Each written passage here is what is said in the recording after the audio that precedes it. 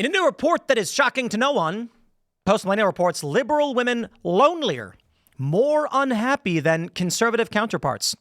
Yeah, literally no one's surprised by that. Only 12% of liberal women between the ages of 18 and 40 reported feeling satisfied with their lives, compared to 37% of conservative women who said they felt the same way. That's an interesting question there.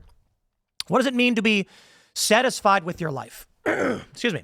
And why is it that so many conservative women would say they're not? I don't think it necessarily means you're completely unhappy. I think for a lot of conservative women, the motivations are fairly obvious. If like truly conservative women want to get married, have kids, it's not so easy these days. So why is there a high percentage that say they are satisfied? Because they likely got married and have kids and are active in their communities in ways that is satisfying. So many, though, haven't reached that point.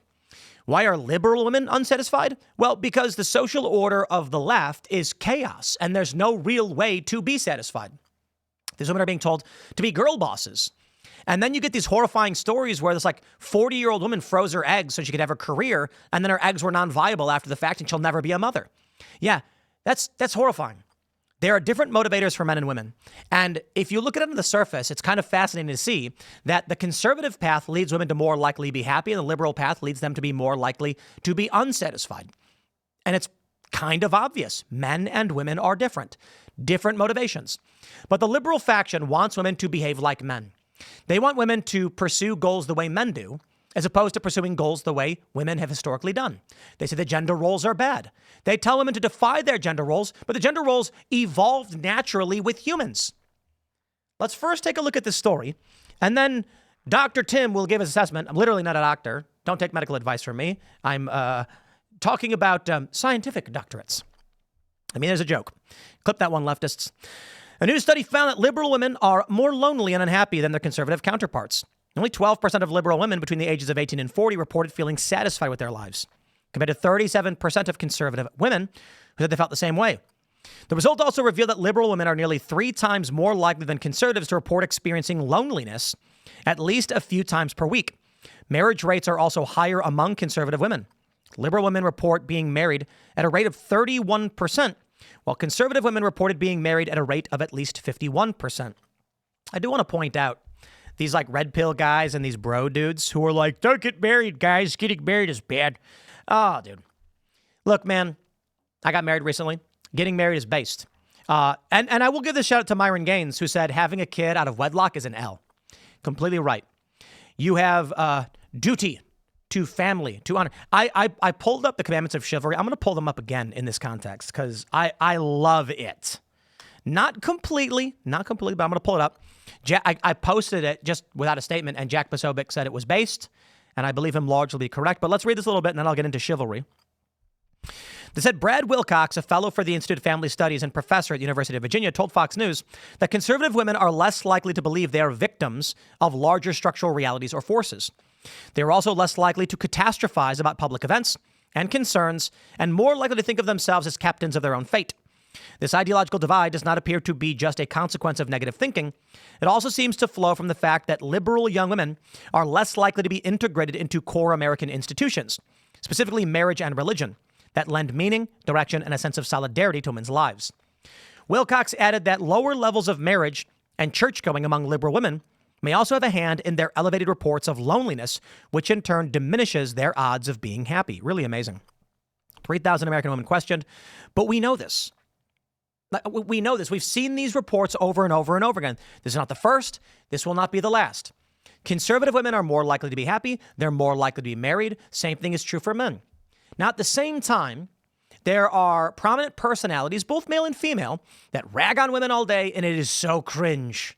Dude. I can mention I mentioned Myron Gaines. I'm gonna use him as an example because I've actually debated him on the issue to a degree. I don't think he's completely wrong, but he was saying stuff like having a kid out of wedlock is an L. But also, what's the point of men getting married? Don't get married through the state. Get married for religious reasons. And it's like, I get that argument. The state is busted. But the problem for a lot of these guys, when they're saying, look how women behave, look at women, why would you want to marry them? You're talking about liberal women, dude. Maybe y'all need to find God. I'm not a Christian. And it's really funny. I had someone be like, I can't justify being a member of Timcast.com because you have Christians on, but you're not a Christian. And I'm like, what? Look, I don't follow the religion, but I do believe in God. I do believe in moral tradition. I believe the Christian moral tradition is superior, but I believe there's. I don't follow the organization of the church or anything like that. I don't necessarily believe it's true and correct. I believe there's political ramifications and things of this nature, but I do believe in God. Not a Christian. Do not believe in Christian scripture or anything like that. But I believe there is duty. I believe there is, to a degree, there is fate. We have certain free wills within the confines of the universe as bestowed upon us. I believe there is purpose, direction. These things are important. And you have a mission and you have a duty and you are here for a reason. I think it is patently obvious to all with eyes to see. Let me do this. Let me pull up chivalry. Chivalry. I think it's based. And we'll talk about getting married and all this stuff. The Ten Commandments of Chivalry, it's not truly, but someone wrote it in 1884, this historian Leon Gautier. They say, despite the fact there's no such medieval list, this is the general idea. Thou shalt believe all the church teaches and observe all its directions. Thou shalt defend the church. Thou shalt respect all weaknesses and shalt constitute thyself a defender of them. Thou shalt love the country in which thou wast born. Thou shalt not recoil before thine enemy. Thou shalt make war against the infidel without cessation, without mercy. Thou shalt perform scrupulously thy feudal duties, if they not be contrary to the laws of God. Thou shalt never lie, and shalt remain faithful to thy pledged word. Thou shalt be generous and give largesse to everyone. Thou shalt be everywhere and always the champion of the right and good against injustice and evil. Now look, I believe that people who follow this are absolutely going to be happier than people who don't. I don't think it's completely correct.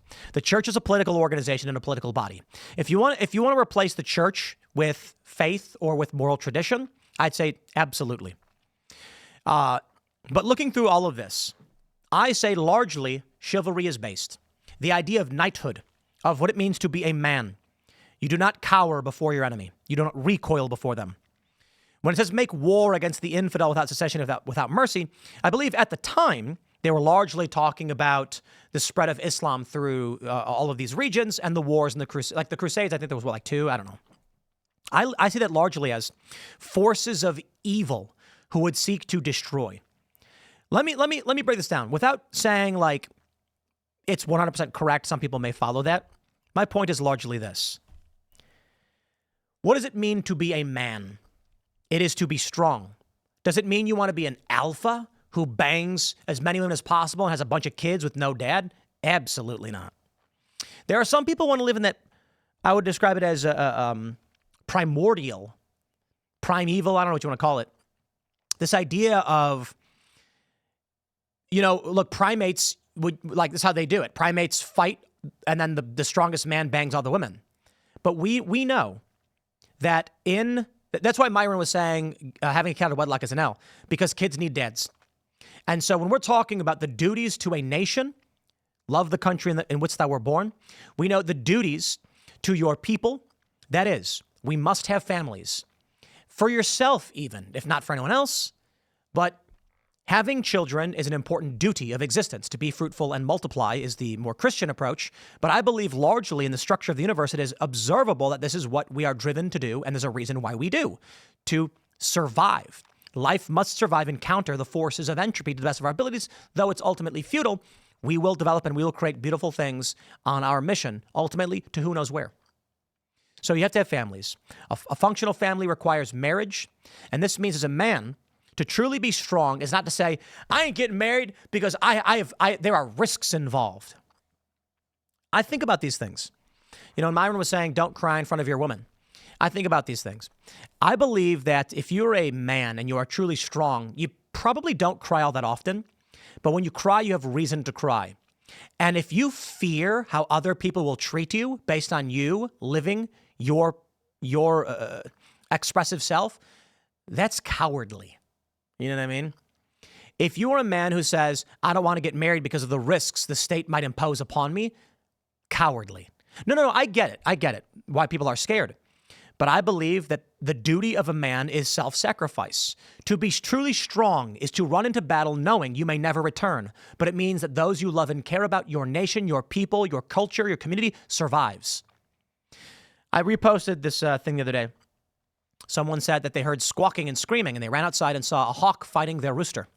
The rooster was called Big Red. He was kind of a dick. And they didn't intend to get a rooster.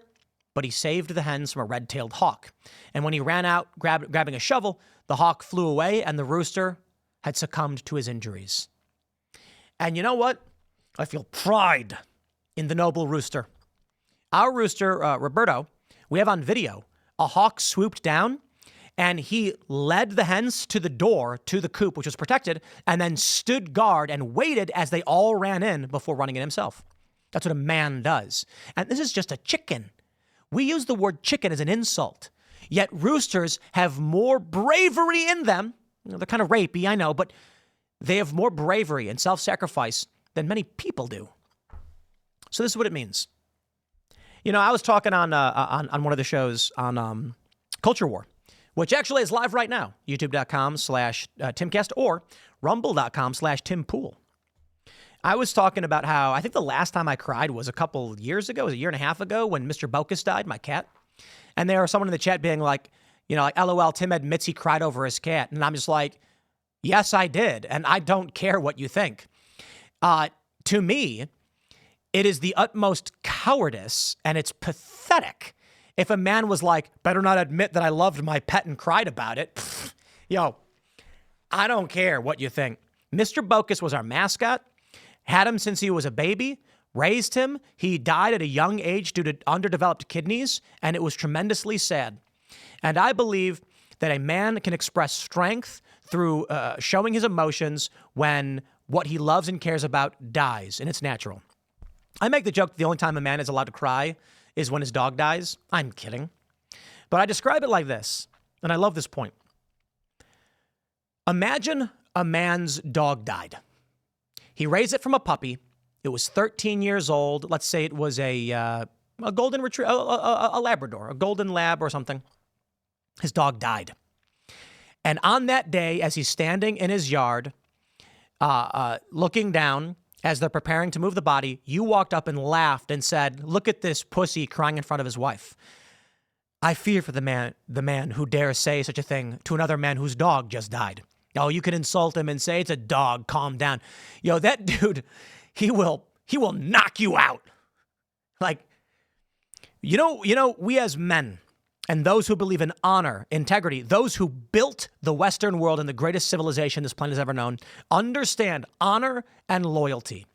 And that's why we cry for our dogs, and we cry rarely, if ever. But when those who are loyal to us and those we care about lose their lives, sometimes, even with this death, it's not appropriate to cry.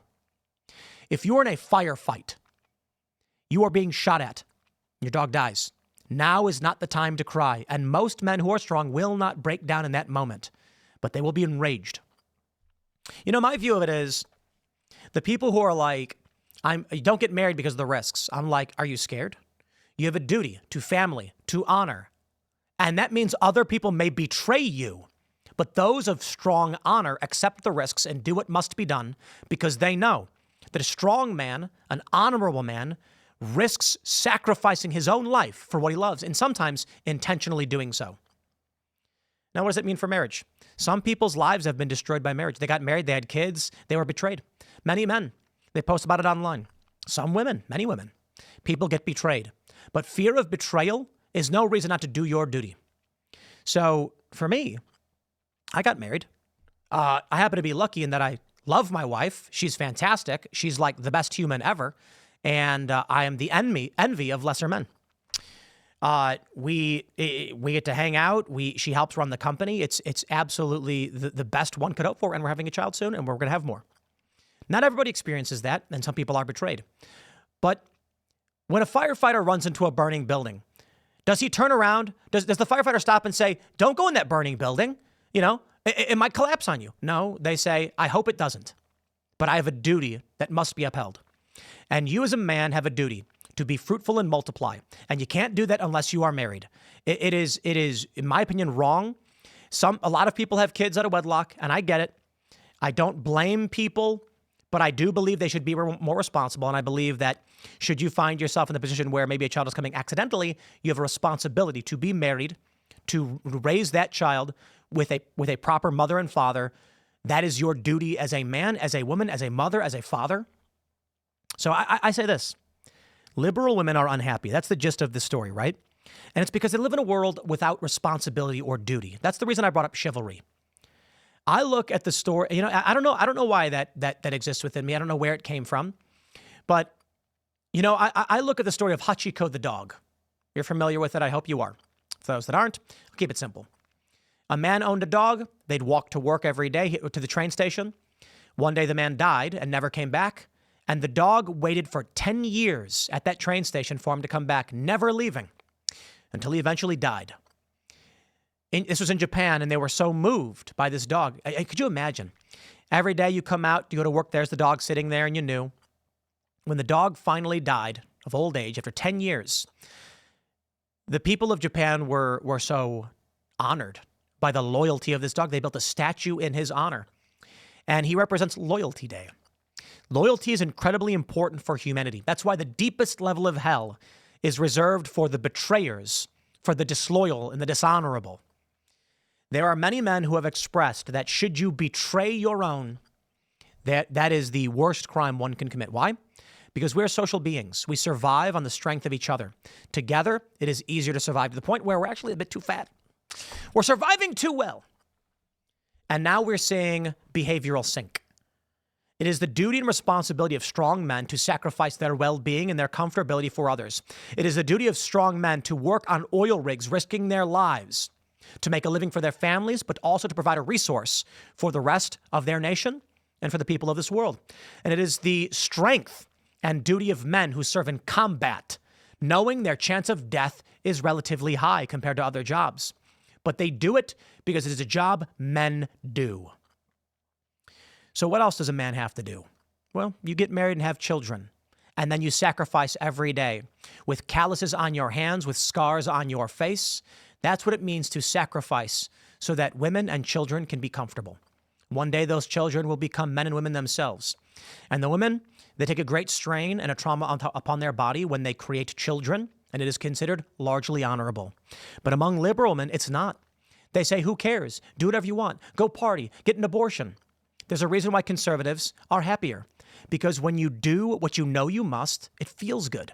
When you accomplish goals, it feels good. And you know what I genuinely believe? I believe that men and women who don't follow their duty have guilt within them, and they know it. And that's why they're depressed. And that's why they're sad. Maybe it's God, maybe it's not. Maybe it's evolution.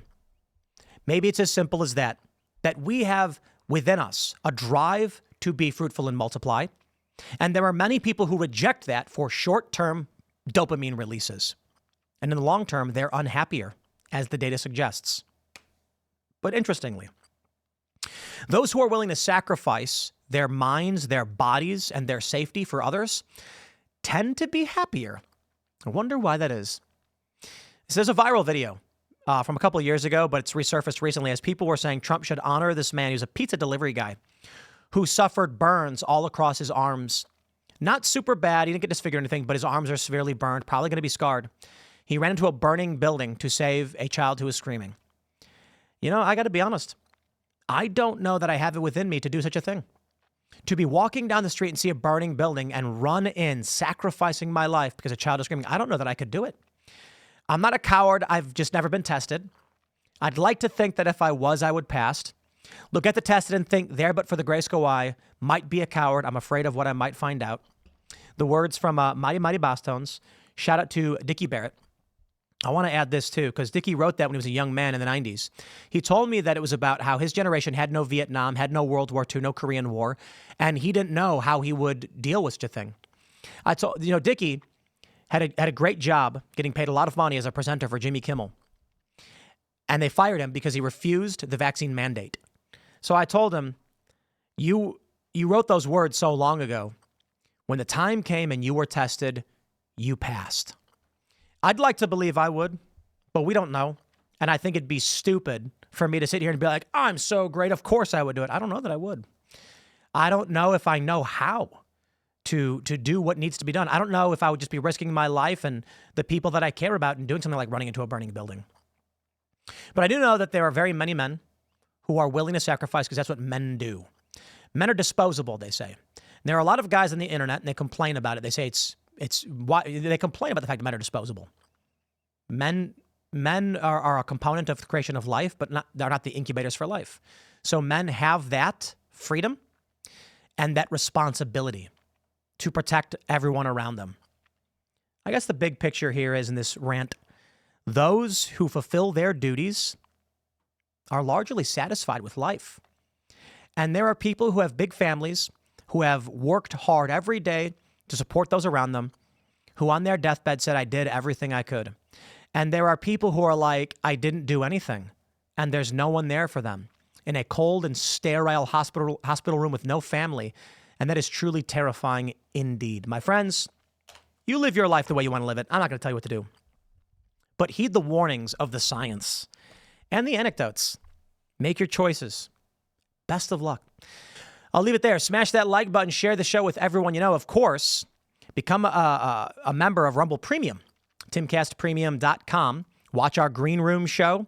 Go to castbrew.com. Buy some Cast Brew coffee. Stand to your grounds. Big favorite. Thank you for hanging out. We'll see you all in the next segment.